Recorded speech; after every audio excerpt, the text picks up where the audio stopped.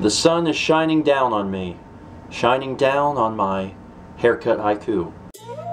If your first name is Harry, and you have no hair, that's mildly funny. But beyond the haircut haiku, let me welcome you to Saturday. First off, it doesn't feel like Saturday to me. Not at all. Partially because I stayed up so late last night, and my days are all running together, and actually, Mal being gone just feels like one really long, depressing day. It's Saturday though, so hi. Wanted to quickly update you on something really cool before I go and get some dinner with my family. There's been an urban legend for many years, over 30 years. Back in, I think it was '82, Atari released a game called E.T. It was a movie tie-in with the E.T. that came out in theaters.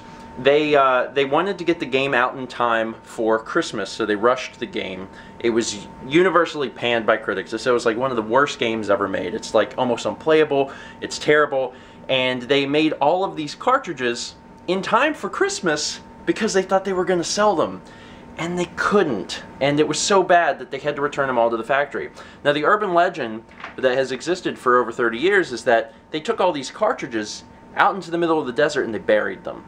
But there hasn't really been any proof of that until today. Apparently, there's a documentary that's trying to uncover the truth of like this E.T. Atari Mystery, because it's been such a big, video game urban legend.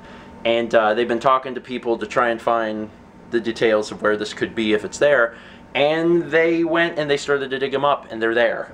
It's just like, it's crazy, because this is one of the things that's like, you never knew if it was true or not. I mean, it's an urban legend, but I always assumed that it wasn't. I was like, they destroyed them or they sold them off somewhere. Like, it doesn't make sense that they would bury them in the desert, but they did. It's really cool. Anyway, if you want to read more about that, I'll try and remember to put a link in the description to check that out, or you could Google E.T. Atari and look at the most recent stuff, because I'm sure there's a lot of buzz about it right now. Anyway, Mal's still gone, but we are going to go get some dinner, and she'll actually be back tomorrow.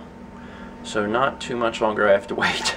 And we did get dinner, and it was very good. We actually went to a local Mexican place that I've only ever been to once with Mal a long time ago, and it was a smorgasbord of food. It was a lot of food. I think it was called like the Grande Special, not the name of the restaurant, the name of the meal I got, and it was pretty good. I don't know what it is about Mexican places, but it seems like they always give you a lot of food for the money, because that meal was relatively inexpensive, and there was just like a ton of food.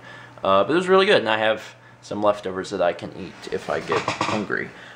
Speaking of getting hungry, which you would do after a while, it has been a while. It's only 3, which is pretty good, because some of the other nights it's been a lot later. Mal's flight comes in tomorrow at 1:30 in the afternoon, so I have to go pick her up. So I can't stay up too late, because I need to make sure I have enough sleep so I can actually go pick her up. So I'm not going to be up too much longer. I've actually just been sitting here working on editing Let's Play episodes. So I'm going to do this probably for another hour, then I'm going to go to sleep. And it'll be really nice to have her back. And then we'll pretty much have most of the day tomorrow, because she gets in so early. And then she goes back to school on Monday.